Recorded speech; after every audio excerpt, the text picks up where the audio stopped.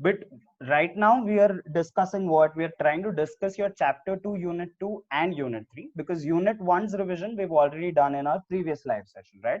So today I'm going to take up unit 2 and unit 3's revision. What is unit 2? Unit 2 is your theory of consumer behavior, and unit 3 is law of supply, right? So we'll try and complete both the units today, and also your doubts relating to your test. All right. So we started with knowing as to what a human wants, right? What are human wants and what are the different characteristics of human wants? What are human wants? They're nothing but your desires, tastes, and motives. I am not talking about demand here. Demand was a completely different concept. Demand needed three things together in order to make a demand, right? There was desire involved, there was ability, and there was willingness. But human want is what? Human want is just desire. If you have the desire, if you have a desire of purchasing an iPhone, that desire is enough to create a human want, right? So it's nothing but desires, tastes, or motives of humans, which will be called as wants in economics, correct? What are the characteristics and why are they important? These characteristics are important for you because they can frame a question on this. They can ask you as to which of the following is not a characteristic of a human want, and they can give you four options, and one of the options could be not a characteristic of human wants. So if you know what are the characteristics, it will be easier for you to answer that, right? So what are the characteristics? First is that it is unlimited in nature. Your wants are unlimited in nature, but the resources which you have to satisfy them, those are limited, right? That is your economic problem, which you studied in chapter 1, unit 1, correct? Second is what? They differ in urgency and also intensity. Some wants are urgent. Some wants you wanted right now to be satisfied, but some wants are can be postponed, right? It is not that urgent and they can be postponed. For example, if you're very thirsty, then that is an urgent want of water, right? You'll have an urgent want of satisfying your thirst. So you that's an urgent want of drinking water. So that's an urgent want, right? Then they're satisfiable or satiable. So every human want, economics assumes already that every human want is satisfiable, right? Even if you have an absurd want of any absurdity, that absurd want is also satisfiable, is what economics is saying. So every human want is satiable or satisfiable, right? And then they're competitive. Why they're competitive? Because they're competing with each other or fighting with each other for limited resources, correct? The resources which are very limited in nature, for them they're competing with each other, and since the resources are limited, that is why they're competing with each other. If the resources were not limited, let's say that you have unlimited resources, then you can satisfy each of your wants, right? Whatever wants you have, you can satisfy all of your wants. So in that case, these wants will not be competitive, right? They're competitive only because resources are limited. Then they can be complementary to each other, right? You might require two three wants together in order to satisfy one particular thing. Then they have alternatives. Every want will have an alternative. They're subjective in nature. That means it differs from person to person. One particular want of one person, the intensity of that want for him cannot be the same for another person. It will not be the same, right? Then they change as per time, place, and person, right? The same want can change as per the place that you're living in, or as per the time that you're living in, or as per the person, right? Since it is subjective in nature, it is individualistic. And then some wants recur again while some do not occur again and again, right? Some wants recur again and again, like the want of thirst or want of you being hungry. That want occurs again and again. Then some wants become your habits, right? Uh, you have satisfied that want so many times that that particular want has become your habit. And then they're affected by what? Income, taste, advertisements, fashions, and trends. These are what determinants of your demand: your income, taste, preferences, advertisements, right? Then we moved on to see as to how can you classify those wants. They are classified into three: necessaries, comforts, and luxuries, right? Necessities or necessary wants, comforts, and luxuries. What are necessaries? These are essential for living. If you want to live, then these are required. So these are essential for your living. What are comforts? Comforts are making your life possible and comfortable. Sorry, comforts are making your life comfortable. Necessaries were making your life possible, right? Without necessaries, you cannot live.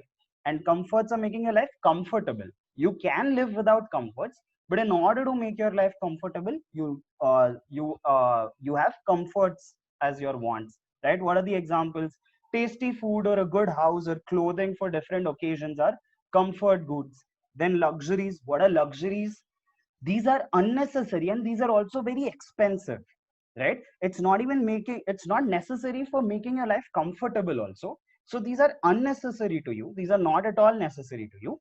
Also they are very expensive, right? Examples are like diamonds, expensive cars, or classy furniture, right? Then necessaries can also be divided into three. What are those? Necessaries for life, necessaries for efficiency, and conventional necessaries. Correct? What are necessaries for life?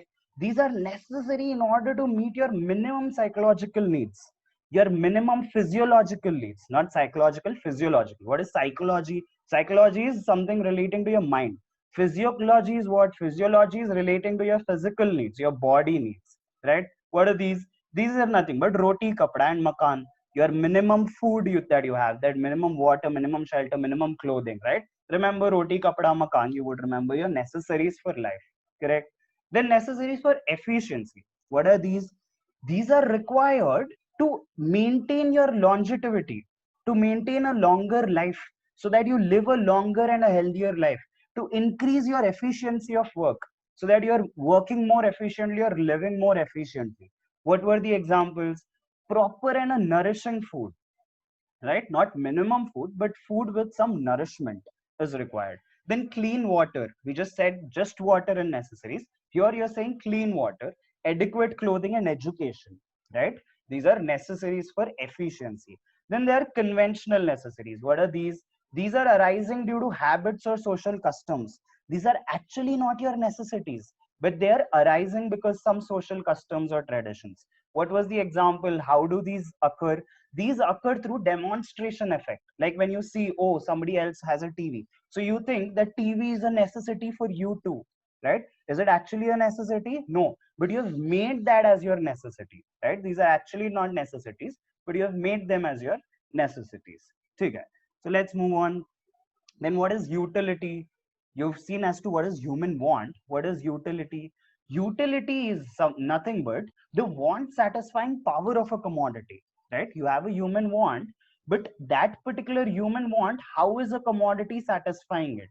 Let's say I'm very hungry, then I can compare, right? That hunger वो pizza से कैसे satisfy होगा, and also burger से कैसे satisfy होगा? How will I decide whether I want pizza or burger? I will decide as to what is the power of satisfying my want of burger and what is the power of satisfying my want of pizza, right? I'll compare these two, and whatever I'm thinking, oh, probably pizza is more powerful in satisfying more my want, I will choose pizza. What does this mean? This means that pizza has more utility or is giving me more utility when compared to a burger, correct? So it's nothing but want satisfying power.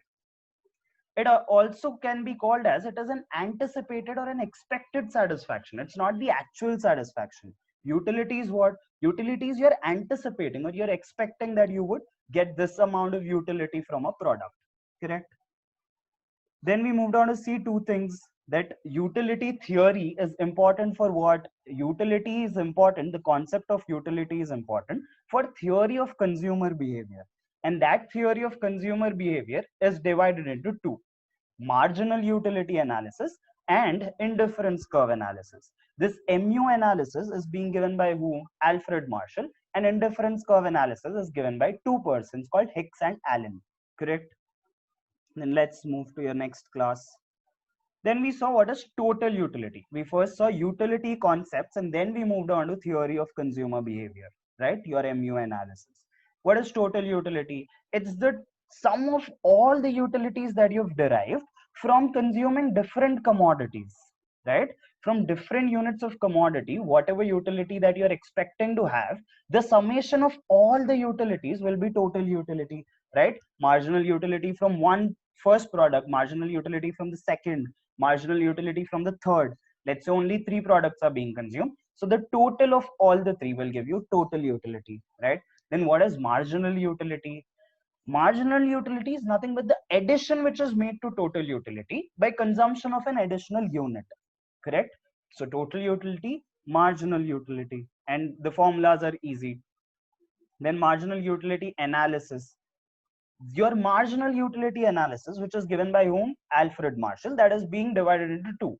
One is law of DMU, the other is consumer surplus. What is law of diminishing marginal utility? This is saying that as the consumer is consuming more and more of a commodity, the intensity of his want to the intensity of his want for that good goes on diminishing, right? The want intensity, how much is he intensifying that want? I mean, how much is he you know craving for that particular good? That craving for his goes on decreasing as in when he's consuming more and more of that particular commodity, right? All right, then assumptions. Somebody is unmuted, I guess. Please mute yourself. Then assumptions of law of DMU. What were the assumptions? One assumption which will be there in every law of economics is rational consumer, that the consumer is rational. Then cardinal measurement of utility. In law of DMU, you're actually placing a number to your utility, right? You're telling that this particular product is giving me 10 utils, that particular product is giving me 20 utils. So you're putting a number. You're not just ranking, but you're also able to calculate as to what are the number of utils that you can get out of a product. So that is your cardinal measurement of utility. And then income of the consumer is constant. So throughout when you are consuming, we took the example of you going to McDonald's and consuming burgers. So throughout when you are consuming those burgers, your income is constant. Your income of consumer is not changing. If your income changes, then your utility can get affected, and that is why your income which you have with you, that is kept constant. Also along with that, mu of money is constant, marginal utility of money. What is this? This is nothing but as in when I'm spending, the amount that I have in my hands, that goes on decreasing, right? Let's say I have 100 rupees in the start and each burger is costing 20 rupees. So when I spend that 20 rupees, now what do I have in my hand? 80 rupees. This 80 rupees now will be more valuable to me. The utility out of that money that I was expecting as at 100 rupees will not be equal to the utility when the money which is left with me is only 20 rupees, right? The money will become more precious to me, it will become more valuable to me as and when the money with me is decreasing. So law of DMU will all law of DMU is assuming that this mu of money will remain constant, that your utility out of money, that is not decreasing as in when you're decreasing your decreasing the number of the units of money that you have in your hand, right? So mu of money remains constant. And then theory of independent utility, it is ignoring that two products can be complement to each other, or two products are required in order to satisfy one particular want. So it's assuming that T's utility will not be affected by what? Will not be affected by absence or presence of things like milk, sugar, water. All right. Okay. So, but is this does this happen in reality? Most of the assumptions are not very realistic. Your theory of independent utility is not realistic. Mu of money remaining constant is definitely not realistic. Cardinal measurement of utility, whether you can tell that how many utils can a burger give you, you cannot measure that, right? You cannot measure your utility. So that is not very realistic again, right? Then we saw a schedule where we took different quantities. You're consuming one quantity, and then you're consuming one more additional unit, and then three, and then four. What is happening throughout? Your marginal utility is decreasing. It reaches zero also at one point. When you're consuming the fifth unit, that fifth unit is not giving you utility at all, right? It's not satisfying you at all. When you consume an additional unit which is beyond five, it will amount to disutility, right? You've reached the maximum utility that you can reach out of that particular product. But when you're consuming an additional unit, where will it go to? It will go to disutility, where it is Mayank is saying voice is not coming, is it? Am I audible to everybody? It's clear. All right, so Mayank, probably you have a problem, you can just exit and come back. All right, so when you are When you consuming, are consuming, somebody is probably, yeah. When you're consuming the fifth unit, what is happening? Your maximum, your mu has become zero. That means you've arrived at your maximum satisfaction possibility, right? Your total utility, you see, total utility as it is at maximum at unit 5, correct? Please mute yourselves, whoever is unmuted. So that total utility is maximum at unit 5, right? That is your 105 utils. So how will be your graph? Your marginal utility curve will be sloping downwards. It touches zero also at one point, and after that also, if you're increasing your units, it actually turns negative also. So what will happen to total utility? Total utility will keep on increasing at a decreasing rate, right? The rate of increase in total utility is what? It's diminishing. In table also we saw that green color, 30, 25. So it's increasing, but at what rate? At diminishing rate. And there'll be a point where total utility reaches its maximum. That maximum point is what? It's nothing but where your mu touched zero, right? That is the point where tu will be maximum. After that, your total utility curve will start to diminish. All right. Why? Because mu has turned negative. If you add a negative amount to your total utility, obviously total utility will start to diminish, right? So these are the conclusions, and we have already seen all those conclusions, right? Chalo. Then let's see what are the limitations. The limitations of law of DMU. The first limitation is, in case of homogeneous units, you are saying that all the units of your consumption should be homogeneous to each other. So if they're not homogeneous, if there's a change in different units, then your law of DMU might not work. What did we take as an example? Let's say you like extra sauce with your burger. All right. You like extra sauce with your burger, but your first burger was not with extra sauce, or let's say extra cheese. So your first burger was with not extra cheese, and you've consumed that burger. Now second burger, if you've been given second burger with extra cheese, then don't you think the utility of the second product will be greater than the first product? Because first product was not as per your conditions. You wanted extra cheese, and you're consuming second one now. Oh, second one has extra cheese now. So obviously utility that you derive from the second one will be greater than the first one. So law of DMU won't work if all the units are not homogeneous. By homogeneous, what do we mean? Homogeneous matlab sare goods should be similar to each other. Whatever you're consuming as the first product, all your next products should be the same as your first product. They should not change in terms of anything, in terms of its taste, in terms of its material, in terms of its texture. It should be the same, or it should be homogeneous, right? Second one is what?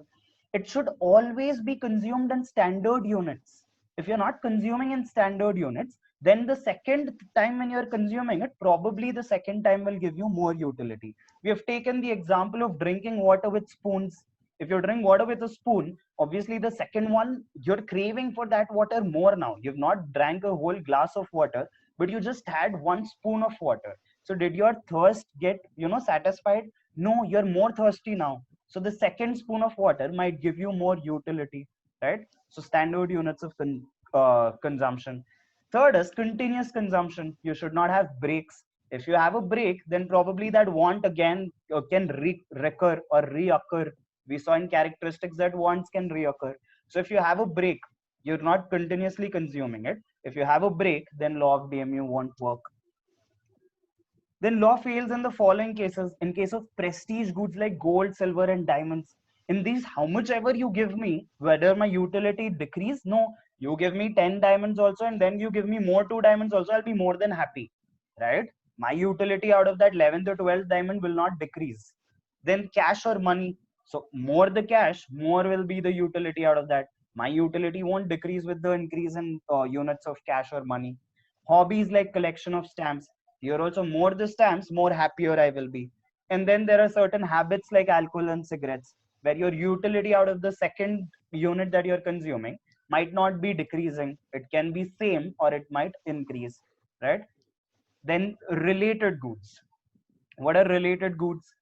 You said in your assumptions that what did you assume? You have assumed theory of independent utility, that utility is independent of all other goods. But is that a reality? No, that's not a reality. So that will become your limitation. that goods are related to each other. It's not the case that they can be independent of each other. And then it also says that law is based on unrealistic assumptions, one of them being mu of money remaining constant. That's not a realistic assumption. All right, so I hope law of DMU is clear, crystal clear, and you probably don't need my guidance on it anymore, right? Let's come to consumer surplus. If you have any doubts, you can just type in the chat box. I'll probably see it when I want to. All right, so consumer surplus kya hai? Consumer surplus is nothing but if a consumer is getting more utility from a product than the price that he's paying, then there'll be a surplus, right? He's getting extra satisfaction, correct? So if a consumer is getting more utility of product, he will be ready to pay what? He'll be ready to pay a higher price than what he's paying right now. So this price that he's ready to pay for a product minus the price that he actually pays as the consumer surplus, that is the surplus amount that you have, right? It's based on what? It's based on law of DMU again. So assumptions will also be same as law of DMU. So let's see with the schedule to understand this. So what is the amount that you will be ready to pay for a unit? You will be ready to pay an amount which is equal to the marginal utility that you're deriving from that product, correct? Will you be paying more than marginal utility? No, impossible. If you're getting a utility of 30 utils, you will not be paying more than that. So what is consumer surplus assuming, or what is consumer surplus doing? It is relating your marginal utility to money. All right. So what is it saying? It is saying marginal utility, the utility that you're expecting to derive, that is determining your ability to pay, or sorry, what will be your amount that you will be ready to pay, right? Minus what you're actually paying for that good. The difference will give you consumer surplus, right? That is the extra satisfaction that you're deriving. You're only paying 20 rupees, but you're deriving a satisfaction which is equal to 30 rupees. So the 10, which is the difference between mu and price, is nothing but the extra satisfaction that you have derived. But as and when you're consuming it, obviously your mu keep on decreasing. So if marginal utility from a product is decreasing, the amount that you're ready to pay for that product also decreases, right? And it reaches one point when consumer surplus is zero. This is the point where your price and mu are equal. Price is equal to your marginal utility. This is nothing but the state of consumer equilibrium in case of only one product, right? Here you're only consuming one product. So in this one product, in this particular example, when did you reach your consumer equilibrium? You will reach your consumer equilibrium when you have consumed sixth unit, right? At which mu and price are equal. That means whatever you've paid is the amount that you want to pay, right? You have not paid extra or you have not paid less, correct? See the seventh unit. In the seventh unit, you are getting a utility of only 18, but you have paid 20 rupees. You have paid extra than your satisfaction that you're going to receive. Will the consumer go to the seventh unit? No, right? So that is why he will be satisfied, or he will be at the resting position at sixth unit itself. He will not go to your seventh unit, and that is why sixth unit is called consumer equilibrium. It's the state of rest for a consumer, right? He will not consume any other sorry, he'll not consume any more of this unit. That means he'll not consume your seventh unit. All right. So at equilibrium, obviously price is equals to mu. So if you bring price to your denominator, mu of product x divided by price of product x will be what? Will be equal to 1. Then we also showed this with the help of diagram where you've drawn a price line. Also, you've drawn a mu curve, and whatever is the extra, whatever is mu which is extra than the price, that area is nothing but your consumer surplus. Correct? All right. Let's move to your next class. Then limitations of consumer surplus. Like you saw limitations of law of DMU, there are also limitations of consumer surplus. First limitations is related to your cardinal utility, that you have assumed it as cardinal utility. But in reality, what happens, you will not be able to measure your utility in terms of numbers. So that is a limitation. Second is that measurement of utility, what did you do? You have related mu to money. So that again, in realities, it's very difficult to relate your marginal utility 2 as to what is the amount that you want to pay. Then in case of necessaries, consumer surplus will be meaningless. Why? Because the amount that you're ready to pay for necessaries is infinite. You will not be able to quantify that amount. That is necessity for your life. Without that, you cannot live. So in case of necessaries, consumer's surplus will be meaningless. In case of prestige goods, what will happen? In this case, it क्या will हुआ? get somebody हाँ, has again unmuted. मेरी class चल रही छोटे. Harshal, class चल रही पता है, but please mute yourself. Right. So prestige goods में क्या हो रहा है? Prestige goods में there's no simple rule for deriving your utility as to how much marginal utility are you deriving from that prestige goods. These are bought by whom? These are bought by all your rich people, right? They're ready to pay any amount again for that particular prestige good. So again, in prestige goods also, consumer surplus won't work. Then utility of a product is affected by your complementaries and your substitutes. This you have assumed theory of independent utility. That is not working. MU of money you assumed as constant, but that is not realistic, right? So these are your limitations of consumer surplus. Then we came on to indifference curve analysis, right? Now, what is indifference curve analysis? This is what, it's okay, Harshal. So this is your concept which is using ordinal approach. Your theory of law of DMU and your consumer surplus both used what they used cardinal approach, where you have actually measured your utility in terms of numbers. Here what you do, here you just rank them in order of preference, right? That ठीक है, I am preferring pizza over burger, I prefer burger over french fries. So what am I doing? I'm just ranking them. I am not telling that अरे pizza से इतने सारे 30 utils आ रहा मेरे को, burger से 20 यूटिल्स आ रहा. Am I saying that? No, I'm just ranking them in order of preference, right? What are the assumptions? One is that the consumer is rational. The second one is that utility is expressed ordinally. Ordinally, these two we know. What is the third one?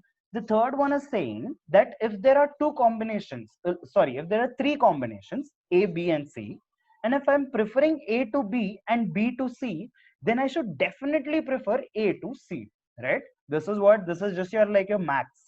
Like A is greater than B and B is greater than C, then definitely A is greater than C, right? So there's consistency, there's consistent consumption pattern, right?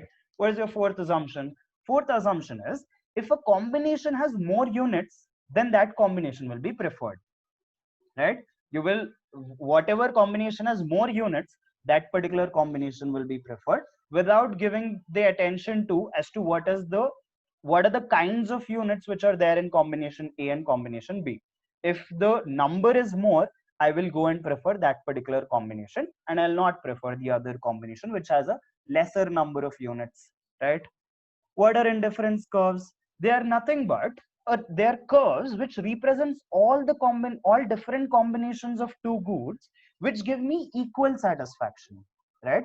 In our example, we've taken product X and product Y. So product X and Y, the combinations of these two units as to how many units should be there of product X and how many units of product Y, the combination of both two will give me an indifference curve, right?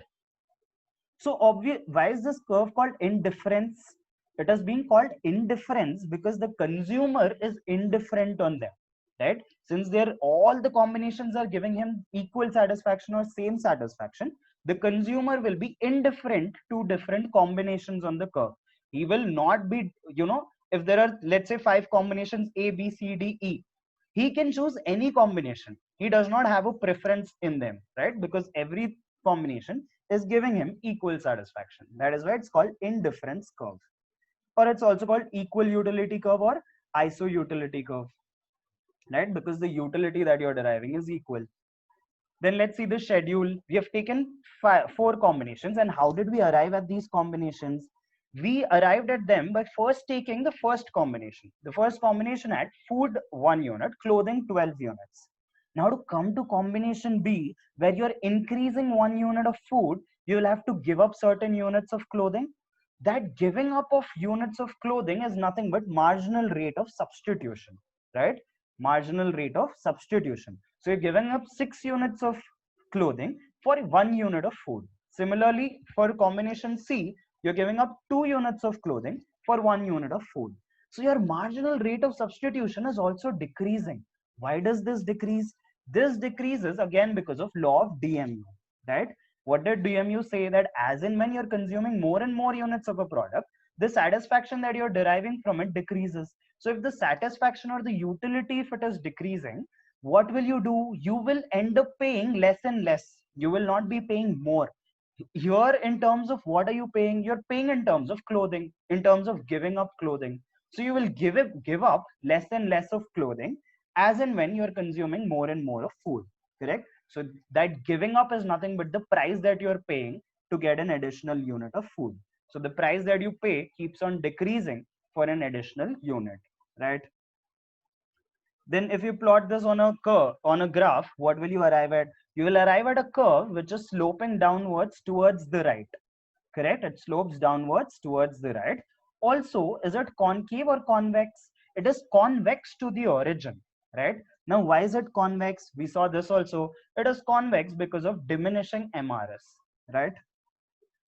Then we saw marginal rate of substitution. We saw its formula also. Change in unit of X divided by change in units of Y. We saw reasons for diminishing. One is that it is law of DMU. Second is it does not have perfect substitutes, right? If it had perfect substitutes, let's say good X and Y are perfect substitutes, then what will happen? Then if you're increasing good X by 1 unit, you will give up good Y also in 1 unit. If you're increasing good X by 2 units, you will give up 2 units of Y. Why? Because these are perfect substitutes to each other. They are satisfying the same want. So 1 unit, if you're decreasing of 1, the other's unit will increase by 1. So marginal rate of substitution in this case will be equal, right? It will be equal to 1 in all the cases. So, but in reality, all goods are imperfect substitutes. That is why your MRS will never be equal. It will keep on diminishing, right? Then indifference map. What is an indifference map? You're taking various indifference curves and putting it in one graph, right? So higher the indifference curve, what does it signify? It signifies higher level of satisfaction, correct? On the same curve, if you take 2 points, that will give you equal satisfaction. Then what are the properties? One, it's that it is sloping downwards towards the right. What is the reason? Because one quantity is increasing, the other is decreasing. There's inverse relation between the two quantities. So that is why it will slope downwards towards the right. Why is it convex to origin? Because the MRS is diminishing. So we have also seen by the graph, and we have seen that first one, it is decreasing by a higher margin. But if you see the second change, that's a lesser margin. Then third change is more or less. So that is why it is convex to the origin. If you keep a straight line, what is happening? That straight line is telling you that MRS is increasing. Then they cannot intersect with each other. If they are intersecting, then there'll be absurd relationships that will come out. What are these absurd relationships? In the diagram, if you see, we took A, B, and C 3 points, right? Now in this diagram, I see one pay A or B. That means A or B is giving you equal satisfaction. I see 2 has A and C as 2 points. A and C are giving you equal satisfaction. What is that meaning? That is meaning that B and C will give you equal satisfaction. But is that possible? No, they're on two different indifference curves. If they're on two different indifference curves, their satisfaction can never be equal, right? So B and C can never be equal. So that is why they cannot intersect. Your indifference curves will never intersect. Then higher IC curve represents higher level of satisfaction. Also, it does not touch either of the axes, right? If it is touching x-axis, that means what? That means good X, you're taking it as 0 units. But should you take that? No, you're taking combination of both the goods. There should be a presence of both the goods, at least 1 unit, right? So it can never touch x-axis, or it can never touch y-axis also, right? Excuse me. All right. Then we moved on to see your budget line or price line. What is a budget line or price line? This is nothing but a line which is depicting as to what are the various combinations of goods that you can purchase with the given amount of budget, right? Your budget, or the amount that you have with you, that is limited. So with this limited amount of money, limited money, what all combinations can you purchase of good X and Y, right? We also saw equation of that, where price into quantity of X plus price into quantity of B. What will be this? This will be less than or equal to budget, right? You cannot spend money on them more than what you have. If you have 100 rupees, you can spend this 100 rupees only on X and Y. You cannot spend more than 100 rupees on X and Y, right? Then we also drew a price line in the graph where it is touching X and Y axis. Also, all the points on like points A, B, C, which are all on the line, that is depicting that you have spent your entire money that you had, right? You have spent everything that you had in your hand at points A, B, C. But at point H, which is away from the line, which is more towards the right of the line, that is a point where you cannot spend that much. You don't have that much money, so point H is not reachable at all. Whereas point K represents underspending. That means you have money in your hand left after spending on both goods X and Y. At which point? At point K. So K is underspending. ABC is what? ABC, if you've spent all the money that you have. H, you cannot achieve that point because you don't have that much money, right? You can only buy ABC or any points which are less than ABC, right? Then consumer equilibrium. What is this consumer equilibrium? We already saw consumer equilibrium. That was in case of one good. This consumer equilibrium is case of two goods, right? What is the consumer equilibrium in case of one good? When your price is equal to marginal utility. What is consumer equilibrium in case of two goods? Here you will have to combine your price line and your indifference map, right? You take your indifference map and you also take your price line and you put like this in a graph. So now your price line is representing what? It is representing various combinations of goods that you can purchase with the amount of money that you have, right?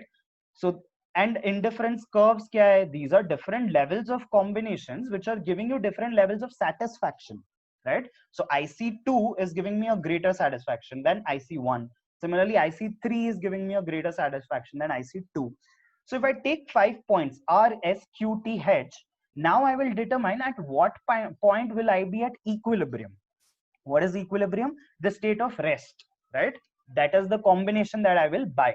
After that purchase, I will be at state of rest. Now, what will be that combination? Among R, S, Q, T, and H, which combination is giving you greatest satisfaction? Obviously Q. And is Q reachable? Yes, it is reachable. It is on the price line. So your Q point will be your consumer equilibrium. Z is giving you higher satisfaction, but it is not reachable at all. Similarly, point R, S, T, and H you are spending the entire amount on those also, but are they giving you a greater satisfaction? No, there's another combination Q which is giving greater satisfaction than R, S, T, and H. So what will you prefer? You will prefer the combination Q. At that point, your indifference curve is tangential to your price line.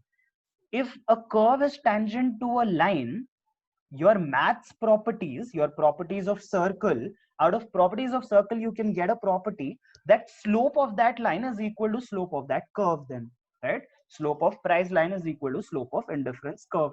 What was the slope of indifference curve? Recall, it's nothing but the price of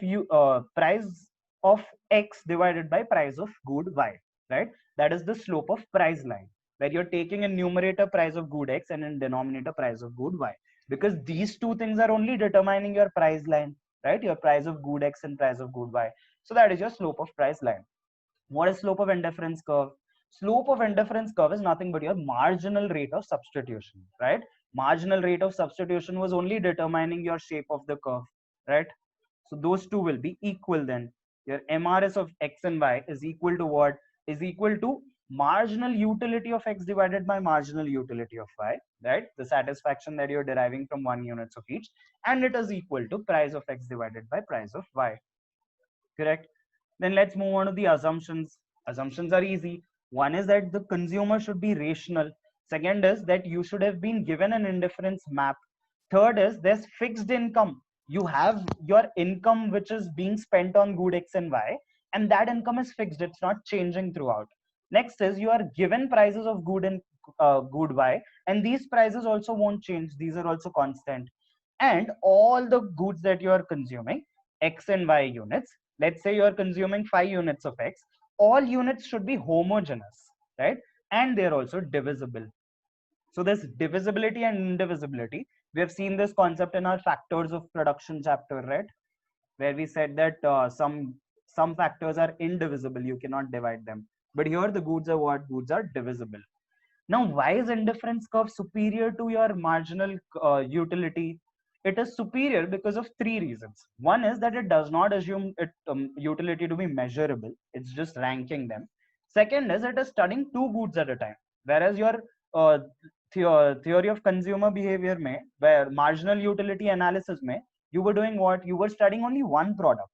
In both law of DMU and consumer surplus, you studied only one product. Here you're studying two products. And the last one is that this particular law did not assume mu of money to be constant, right? The assumptions, if you see the assumptions of indifference curve analysis, there was no assumptions of mu being constant, of money, sorry, mu of money being constant, right? So this was your unit 2. Let's move on to unit 3, which is supply. This is the most easiest unit that you can have in this entire book, right? So if you're clear with demand and if you're clear with IC analysis and everything, supply is very easier. What is supply? What is the definition? It's nothing but the quantity of goods and service that the producer is willing and also able to. There's willingness and ability to do what? To offer them in the market at various prices during a given period of time. Here also, time is important. Period of time should be mentioned. Price should be mentioned, right? So it's a flow concept where time period should be mentioned. Without time period, it will be an incomplete definition. All right, what are the determinants? It's similar to determinants of demand. The first determinant of supply is price of the good. As the price of the good is increasing, what will happen to the supply? I will supply more and more. Why? Because I want to earn more profits. So first determinant is price of the good. Second determinant is price of related good. Here I'm not going into complementaries and substitutes. Here I'm just taking a related good which is related to me. What will happen if the price of related good increase? If the price of a related good is increasing, that means that related good is more profitable now. So what will I do? I will cut down the supply of this good and I'll start producing that related good, right? We took the example of a farmer who is doing what? He was, let's say, cultivating corn, right? When he's cultivating corn, what is a related good? Let's say a related good is wheat. He can cultivate wheat also in that particular land. So now when the prices of wheat are increasing, what will he think? Ari, why should I produce corn? Why should I supply corn? It's better to supply wheat because that will give me more profits because the prices of wheat are increasing, right? So if the prices of related good increase, your supply will decrease. Your supply of this particular good which you're analyzing, this supply will decrease, right? Then prices of factors of production. These are what? These are prices that you pay to produce a good, like your rent, your wages, your interest, your profits. Don't include profits right now. These are your expenditure that you're expending it out to use your factors of production to produce something. Now, if the prices of factors of production are rising, that means what will happen? Cost will rise. That means your profits will go down. So what will you do? You will probably start shifting to another good for which prices of factors of production are lower, right? So if the prices of factors of production of this good is rising, your supply will decrease. They have an inverse relationship between each other. Then state of technology. If you use a superior technology, you can obviously supply more, right? So more superior the technology, more will be the supply of goods. Then government policies also affect your supply. Like what? Like taxes. If they increase GST or if they increase tax on production, if they increase sales tax, then what will happen? Your cost will increase. That means that particular good will not be very profitable. Or let's say import duty is increasing. You're, let's say, importing raw material and you're producing something out of that raw material. Now that raw material which you're importing, agar iska import duties has started to increase or they're imposing more import duty, what will you do? That is not profitable for you. Then you will start supplying less then, right? Government subsidies, this is encouraging your supply. Subsidies, what? Subsidies and income which you receive from the government. They give you a subsidy. They give you amount, or they give you plant and machinery that take this for free of cost, or they give you loans for free of cost and they tell you to not to pay back. So these are subsidies. If the government is giving a subsidy for a particular product, why do they give subsidy? To promote that particular product. Let's say right now PPE kits, you need more PPE kits. So what will government do? Government will say whatever factories are producing PPE kits, will give them a subsidy, or will give them a reduction in their rate of tax. So what will happen? The supply of that will automatically increase, right? So if the subsidies increase, supply will also increase. All right. The nature of competition and market and size of industry. This will also determine your supply. If the size of industry is high, I mean, if the size of industry is large, then your supply will also be huge. If the competition is huge, then also the supply will be huge. Why? Because you're competing with each other in order to satisfy the consumer's wants, right? Then other factors like earthquake, floods, wars, or riots, which create a disturbance. So these factors which are creating disturbance will obviously decrease your supply. Then supply function, where supply is an independent variable, all other factors are supply is a dependent variable, whereas all other different factors which are the determinants of supply are what? They're independent variables. Law of supply. What is law of supply? You saw the relationship between price of a good and supply in your determinants of supply in the first one. That is nothing but law of supply, the relationship between the price of a good and the supply that you're making. So ceteris paribus, when everything else, when every other determinant is constant, what is happening? As the price is increasing, supply is also increasing, correct? But can it be done in a very short period? Can supply just change in a very short period? No, it needs time. It needs some time to increase your supply. You will need some time to employ more labor. You will need some time to employ more machinery. Supply ऐसे ही थोड़ी increase हो जाएगा. So in very short period, your supply will be what? You cannot change your supply. You need some time in order to change your supply, right? Then we saw the supply schedule where at different prices, different quantities were supplied. As and when the price were increasing, your supply also increased. So how will be your supply curve? Your supply curve will obviously be sloping upwards towards the right, right? It is sloping upwards towards the right. Demand was sloping downwards towards the right. This is sloping upwards towards the right. That means as and when price is increasing, the supply quantity is also increasing, right? Then we saw expansion or contraction of supply, or this can also be called increase or decrease in quantity supply, or movement on supply curve, right? Because it's the same curve on which you are moving. It's not like that there's an additional curve. What, in which cases will this happen? This will happen when you're just changing your price, when only price of the good is changed and all other things are kept constant, right? So if the price is increasing, quantity supplied will increase. This is nothing but expansion of supply. The opposite will be contraction of supply, right? Or this is increase in quantity supplied. Then shift in supply curve, or increase or decrease in supply, not quantity supplied. What? Supply. What are these?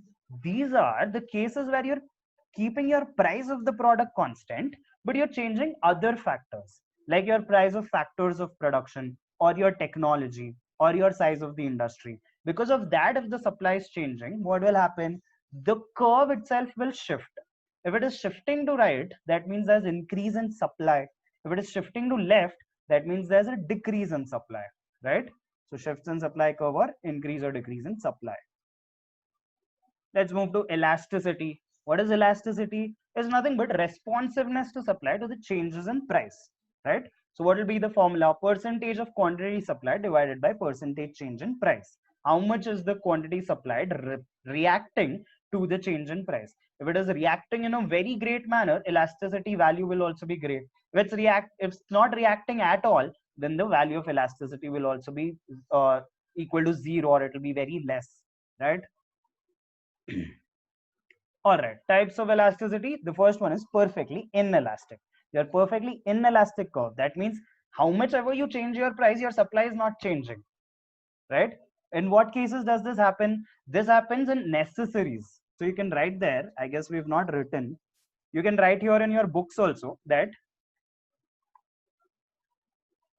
I cannot really write in a very legible manner right now because the laptop is in a standing position. So it happens in case of necessaries, where even if the price is changing, your supply won't change. Like take the example of wheat. If the prices of wheat change, can you suddenly increase the supply of wheat? No, there'll be no demand for it. There'll be no person who will be, purchasing your particular supply. So in case of necessaries, even if the price change, the supply does not change much, or it will be very inelastic, right? And it will be parallel to obviously y-axis, then relatively inelastic. What is this? Here your quantity supplied is reacting in a very less manner than when compared to your change in price, right? Percentage change, how much percentage is your quantity supplied changing? It's changing by a percentage which is less than the percentage change in price. So it is relatively inelastic. How is the graph? The graph is, or the curve is relatively steep, right? It is moving upwards very steeply. Likewise, when you compare it to your elastic demand, here it is not very steep. Here it is going up very gradually, correct? Here what is happening? Here a small change in price also, a small percentage change in price also is bringing about a greater percentage change in quantity supplied, right? As you can see in the graph also, that price is changing by a little percentage, but quantity supplied is changing by a great percentage, right? Then unitary elastic supply, this is what your percentage change of supply quantity supplied is equal to percentage change in price. Perfectly elastic, this is what here nothing is supplied at a lower price, but as soon as the price is increased, an infinite supply will be made. Does this happen in reality? No, it's very rare that that will happen in reality. This will be a concept which we will study in perfectly competitive market, right? Here the curve is how the curve is parallel to x-axis, or it is horizontal. When it is parallel to y-axis, it was perfectly inelastic. That was what? That was vertical. This is horizontal. Then measuring elasticity. So your point elasticity, you have seen point elasticity in demand also. There, what was the formula? There, the formula was lower segment divided by upper segment. Correct? Here, the formula is different. Here, what are you doing? This, you are differentiating quantity with respect to price. In order to calculate elasticity, you are differentiating. You must have you done calculus already in your maths class? Have you done calculus already? Acha, calculus you've still not done. So differentiation is still to be done. All right. So you have you must have done in your 11th and 12th, but you also have in CA Foundation 11 a chapter which is dealing with differentiation. Now this differentiation is being used in order to calculate point elasticity of supply. What is the formula? The formula is differentiation of quantity supplied divided by differentiation of quantity supplied with respect to price. What are you differentiating with respect to? You're differentiating with respect to price into original price by original quantity. What is this actually? This is nothing but, how did you get this? This is nothing but change in quantity supplied by change in price, correct? You had this formula, change in quantity supplied by change in price, into original price by original quantity. That change in quantity supplied by change in price is being changed to differentiating of quantity supplied with respect to price into original price by original quantity. Now somebody has asked, I guess Namit has asked a question, and that question was relating to point elasticity. So let's go to that question. Let me share a different screen. That question was, 1 second.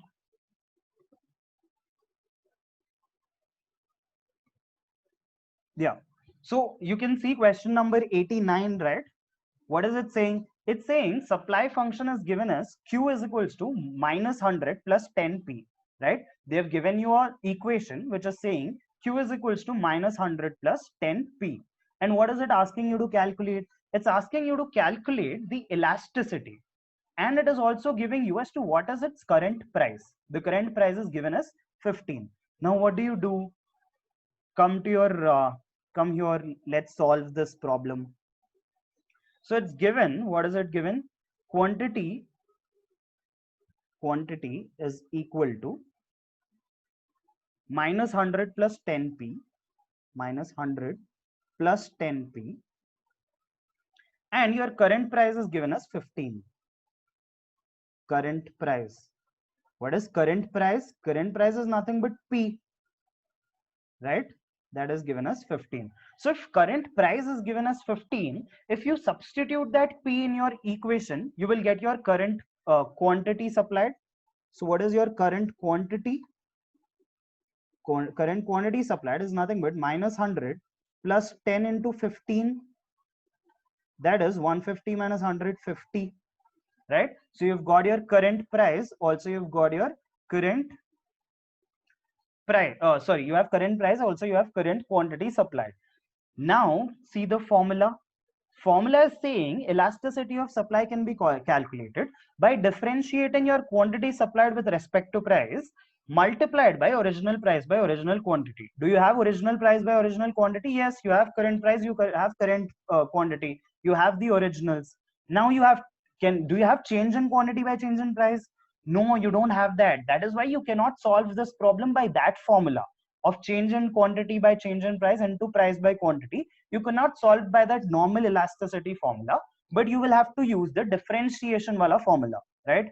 So let's start doing differentiation. So if I do differentiation of quantity by differentiation of price, what this is, I can substitute that differentiation of quantity for minus 100 plus 10p, minus 100 plus 10p.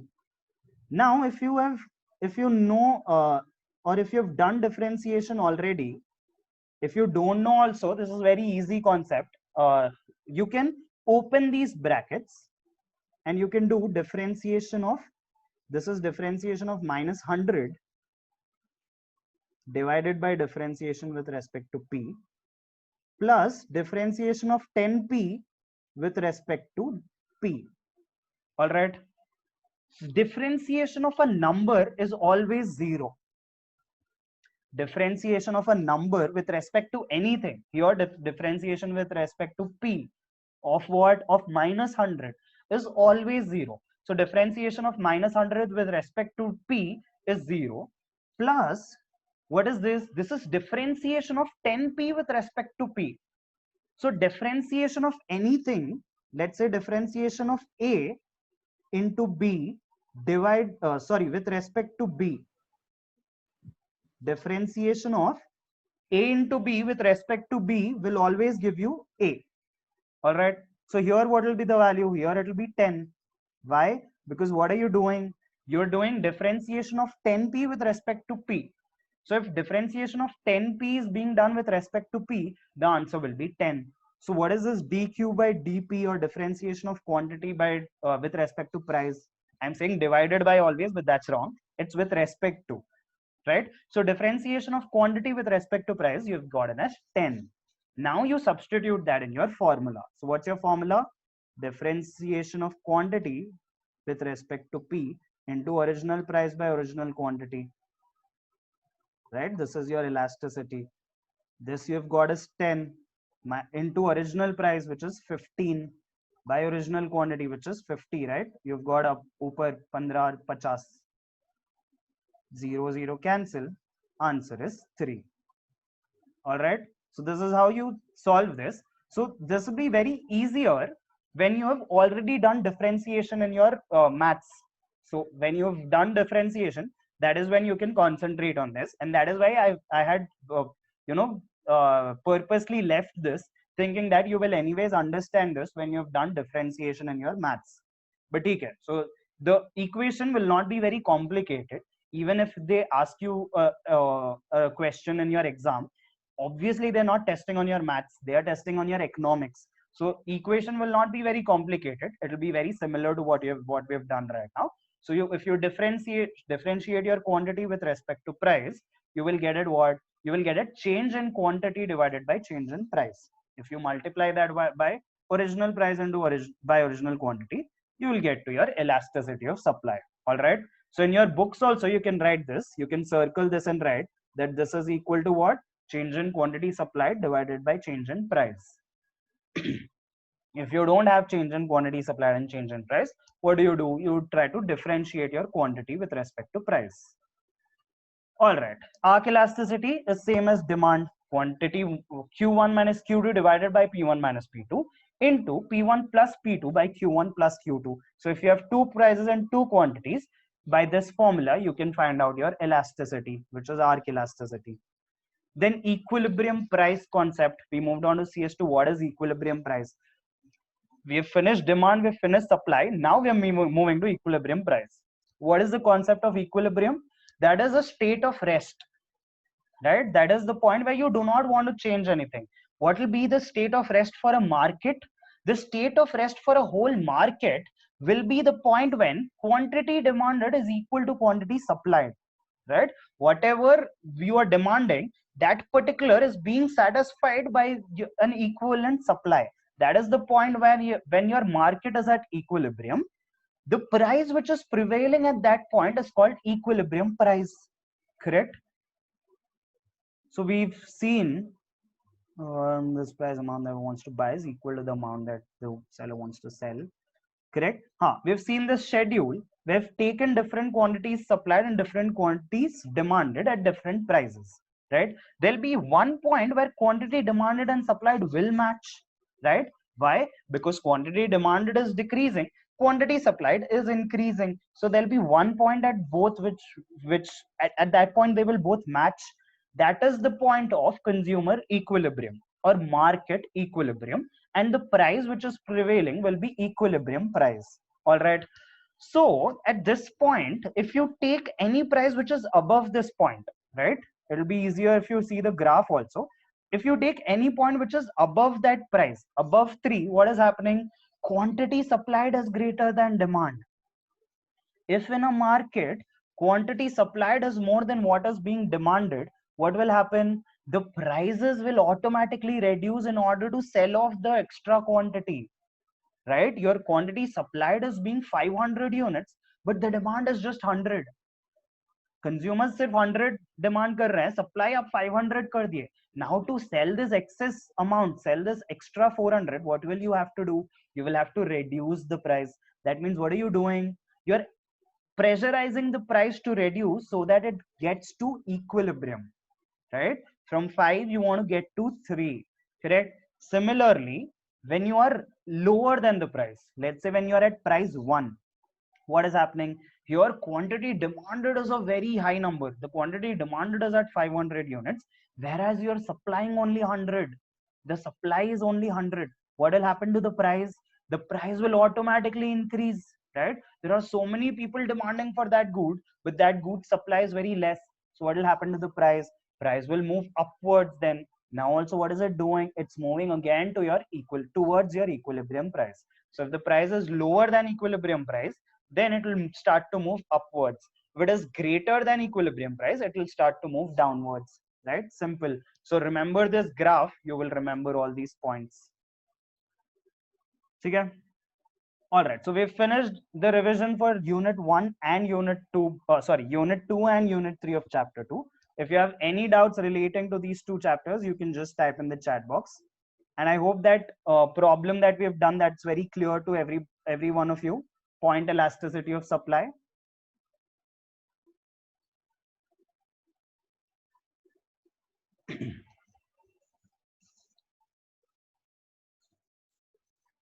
Are you guys clear? Only Akansha is clear. What about the rest of the people? MU of money. Okay. So marginal utility of money में क्या हो रहा था? Why? What is that? That is saying, let's say right now you have 200 rupees with you. Okay. You have been given pocket money. Your dad gave you 200 rupees. Now, when you have this 200 rupees, you will think, हाँ ठीक है मेरे पास 200 रुपए है. I'll probably spend this properly on different commodities or different services that I want, and I will do it tomorrow. ठीक है. अब कल का दिन आया and you've spent already 50 rupees. Let's say, what did you do? Let's say there's a lockdown right now and you've called for barber services at your home from Urban Clap, all right, and you've paid him 60 rupees. Now your 200 has reduced to 140. As soon as that 200 reduces to 140, don't you think that value of money in terms of your eyes increases? Your parents also teach you, right? Everybody teaches you that value of money, जब बहुत सारा पैसा होता है किसी के पास, he will not value that particular money that much when compared to a person who has lesser money with him, right? A person who has less money with him, he will value that money more than the person who has lots of money, right? So your marginal utility of money cannot remain constant, right? As in when you're reducing, as in when that 200 rupees is getting reduced, it comes down to 140, then it comes down to 100, then it comes down to just 50. Does your utility from each penny, from each rupee, doesn't that increase as in when you're reducing the amount of money in your hand? Yes, that increases. Why? Because the value of money in your eyes increases as in when it decreases with you, as in when the amount of money that is with you decreases. So for that reason, your MU of money decreases as in when you're spending. But what is law of DMU assuming? Law of DMU and consumer surplus, both of the laws are assuming that MU of money will remain constant. It will not change, right? All right. Naga Shreya is asking for question 76, 77, and 78. All right.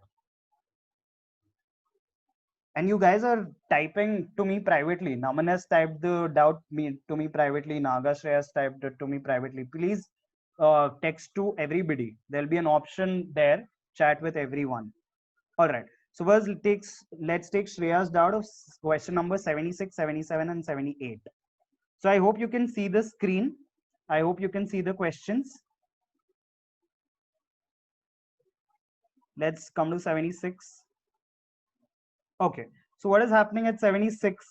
At 76, it is saying if the supply of bottled water decreases, what is happening? Supply is decreasing. Other things are remaining same. So other things are remaining same.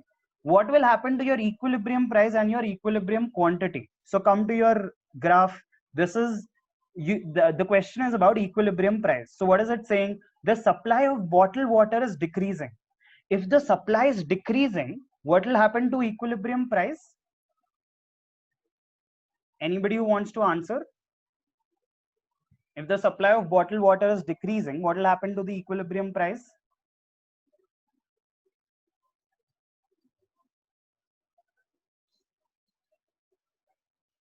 Ajit says it increases.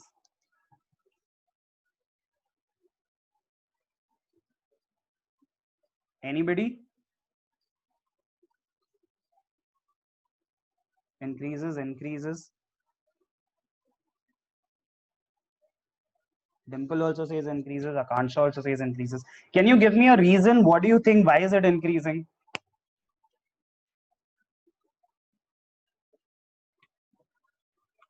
Where did this go? Also give me a reason. Why do you think the equilibrium price increases?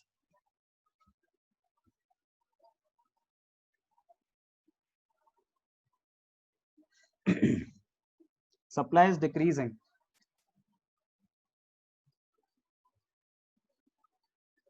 All right. So in this graph, let's say, let me draw that graph again, or we can use the same graph. Now, what is it saying? It is saying my supply is decreasing. If my supply is decreasing, it will move to left, right? So this red line that I'm drawing, that will be my new supply curve, correct? So at my new supply curve, if you see, what did it say? It said everything else was remaining constant. That means demand was also constant, but my supply reduced. So if my supply reduced, what happened to my equilibrium price now? My equilibrium price increased from 3 to 4, right? What is the equilibrium position? Wherever the demand and supply curves are meeting. So now when the demand and supply curves, if you take into picture, the demand and supply curves are meeting at point B. At point B, if you see and if you connect that to price, what happened to your equilibrium price? Your equilibrium price has increased. So what has happened? If you keep your demand constant and if you're reducing your supply, that means demand is a lot in the market, but you're reducing the supply. Now think logically. This you can get either from the graph or from logic. So from the graph, if you're reducing your supply, automatically the equilibrium price is increasing. And this concept we'll study again in chapter 4. So this concept will come again in chapter 4. There we'll study again. So this question could have been at the end of chapter 4 and not here, and that's why probably you got confused. But when you decrease your supply, what is happening? If you're decreasing your supply, that means you're shifting leftwards. With demand being equal, automatically your equilibrium price is rising. This you can get from the graph. But you can get this logically also. Logically, if you see, your demand is remaining constant and your supply is decreasing. मैं demand उतना ही कर रहा हूं अभी market में, but supply उतनी नहीं मिल रही है. What will happen to price? Price will automatically increase. Correct? So price will increase. Now what will happen to the equilibrium quantity? Answer for equilibrium quantity.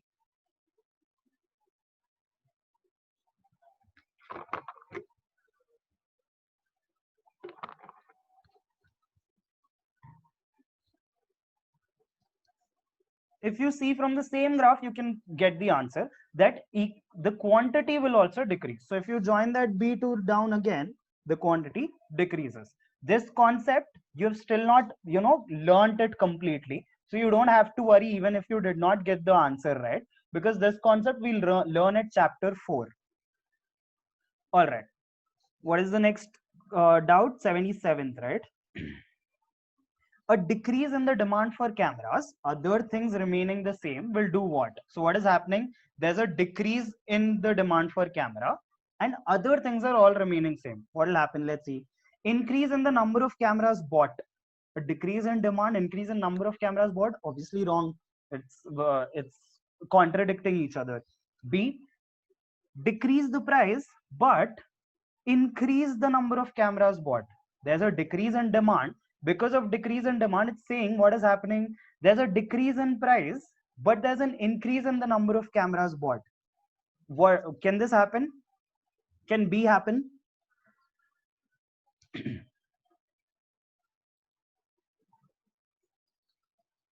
What is happening? Demand is decreasing. Again, go to your graph. When demand is decreasing with supply remaining same, is the number of cameras increasing? No, number of cameras will also decrease. The number of cameras bought cannot increase. The number of cameras will obviously decrease. That decrease in demand. If there's decrease in demand, how can number of cameras bought increase? It will not increase, right? Let's see C. Increase in the price of cameras. And D, decreases the price and decreases the number of cameras bought. What is the answer? There's both decrease in demand and decrease in the number of cameras bought. So you, in the same diagram, again, this question is also relating to your chapter 4. In the same diagram, what do? Where is undo? In the same diagram, there's a decrease in demand. If you're decreasing the demand, then what is happening? Your quantity is decreasing, your quantity supplied is decreasing, and your price is also decreasing, right? So your D, 77th is D. It's by the same logic how we solved 76th. 78th is again by the same logic. So you can apply that, you can change the demand and supply graphs in this particular graph, and you can see as to how is it changing. And even if you're not getting it, don't worry, we'll do it in chapter 4. Okay, any other doubt? I guess somebody else had asked some other MCQ.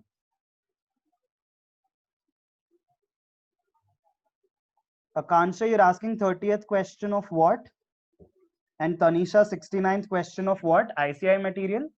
Yeah, it should be ICI only, no? 69 questions to मैंने test में दिए ही नहीं है.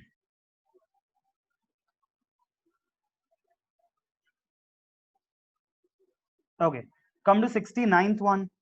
An example of a good that exhibit direct price demand relationship is. What do you mean by direct price demand? What do you mean by a direct relationship? That means as the price is increasing, the demand is also increasing. Direct relationship is opposite to inverse relationship. So what are they testing on? They are testing you on exception to law of demand, right? Law of demand mein kya tha? Inverse relationship tha. But they are asking you direct relationship. That means when the prices are rising, the demand is also rising. In what case does this happen? It happens in case of giffen goods, right? So this is testing you on what? This is testing you on exceptions to law of demand, where when the prices are increasing, the demand also increases instead of decreasing. There's a direct relationship between the two. So the answer will be A, which is Giffen goods. Right, correct, Harsha. Now, what was the other question? You guys are again texting me privately. There, वहां पे जहाँ पे text कर रहे हो, जहाँ पे chat कर रहे हो, उसके ऊपर 2 रहता ना, वो 2 के बाजू everyone select करो. Divya is asking 78. 78 again. It's the same logic. The same logic that you have applied for 76th and 77th. कि demand increase हो रहा है और supply increase हो रहा है, तो demand curve will shift rightwards या फिर supply curve will shift rightwards. And even if you're not getting 76, 77, 78, don't worry. Chapter 4 होने के बाद also if you're not getting, then kill me. All right. Any other question? Any other MCQ that you have a doubt in?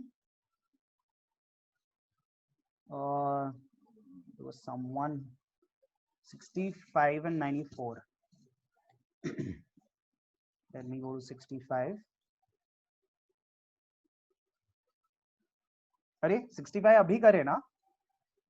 Increase in demand for computers. What will it do? उल्टा करे थे क्या पहले? हाँ, पहले उल्टा करे थे. तो what will happen? पहले decrease करे थे. अभी एक question देखे थे, उसमें क्या करे थे? There was decrease in demand. Other things were remaining same. Here what is happening? There's increase in demand. If demand is increasing, supply is remaining the same and demand बहुत सारा increase हो रहा है. Price पे क्या effect होगा? Price increase होगा ना? Market में if supply is the same but the demand for that product is increasing, the price will automatically increase. People will be ready to pay more for that particular product, so price increases. What about the number of computers which will be bought? If the demand is increasing, the quantity of purchase will also increase. So the correct option is D. So increase in demand will affect how it will increase your price. Also, it will increase the number of computers bought. This is again your same this wala graph wala doubt. इसमें increase in demand करो, rightward shift करो demand को. What will happen if you shift it rightward? Both your price and your quantity is increasing, right? And 94. Naman, I'll come to 29.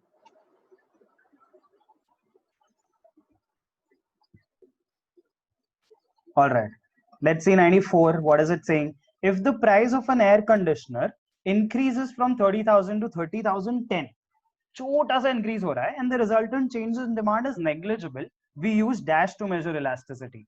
Now you guys tell me the answer, also give me the explanation. I have explained this in my last live session, right? I guess a similar question was there in your test number 2. What is the answer and what is the explanation behind it?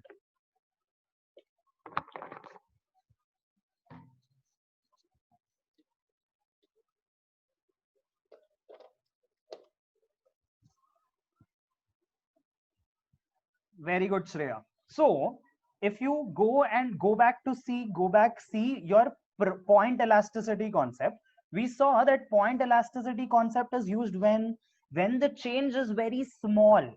We have written in our notes also, in the notes where we've done point elasticity of demand, not in supply. Supply mein we have just written the formula, but under demand, if you see, we have written there that point elasticity of demand will be used when it will be used in 2 scenarios. One, when you're calculating an elasticity on a particular point on the demand curve. Second, when the change in demand is very small. So since here the change is very small, you will use point elasticity. Correct. 29, right? 29, and somebody has asked 30 also.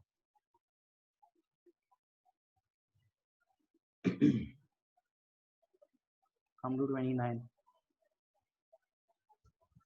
29 is total outlay method. Total outlay method में जाओ, total outlay method खोलो, total outlay क्या बोल रहा है?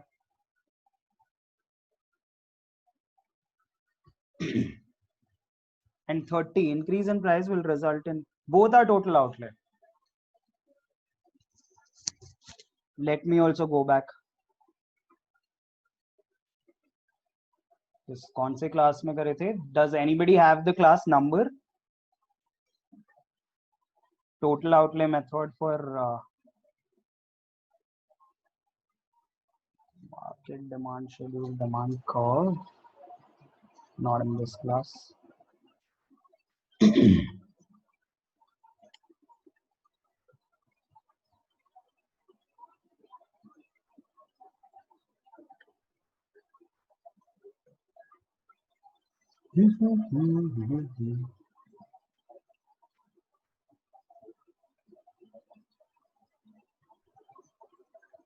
Right. So come here. So what does your total outlay say? Total outlay said that you can calculate your elasticity on basis the amount of expenditure that you're doing on one particular product, right? This amount of expenditure that you're doing, the amount of purchase that you're doing, that is nothing but the income of the opposite person. Your expenditure will be income of the opposite person. So if I'm spending on a good, the producer of the good will will generate income out of the expenditure that I'm making. So what did it say? It said that if there's a price change, and the expenditure is remaining same, elasticity is at unity. Elasticity is equal to 1. There's price change, but total expenditure that you're making, that means price per unit into the number of units purchased, that's remaining same. It's unitary elastic. What is elastic? When after a rise in price, the total expenditure decreases.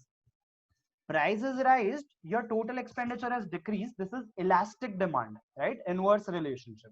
Elasticity is greater than 1. What is inelastic? When after a rise in price, the total expenditure also increased. Price also increased, total expenditure on that particular product also increased. That has an inelastic demand. We have seen this by the help of this table, also by the help of this example. Here, what you have to understand for this question? For this question, you'll have to understand that total revenue kya hai? Total revenue is nothing but total expenditure of yours. Total revenue for the opposite person is nothing but your total expenditure. Now read 29th. A decrease in price will result in an increase in total revenue. Replace total revenue with total expenditure for total outlay. So decrease हो रहा है price में, total expenditure increase हो रहा है आपका. The amount that you're spending on that good is increasing. Why total revenue is given? Because it's revenue for the opposite party, right? So if it's decrease in price and increase in total revenue, inverse relationship is there. It is elastic. What option is giving you elastic demand? B option is giving you elastic demand, where percentage change in quantity demanded is greater than percentage change in price, right? So this is a घुमा फिरा के दिए वो question. But if you know this property, if you know the second property here, that a rise in price creates a total expenditure fall, or a fall in price creates a total expenditure to rise, then that is an elastic demand, right? Similarly, 30 also can be done with the same logic. Increase in price is increasing total revenue. Increase in price is increasing total revenue. Direct relationship hai. That means inverse, that means inelastic demand. So there option A will be the right answer. So 29B and 30 is A. Correct. Ajit right, Disha is also right. Any other doubts? 29 and 30 are done.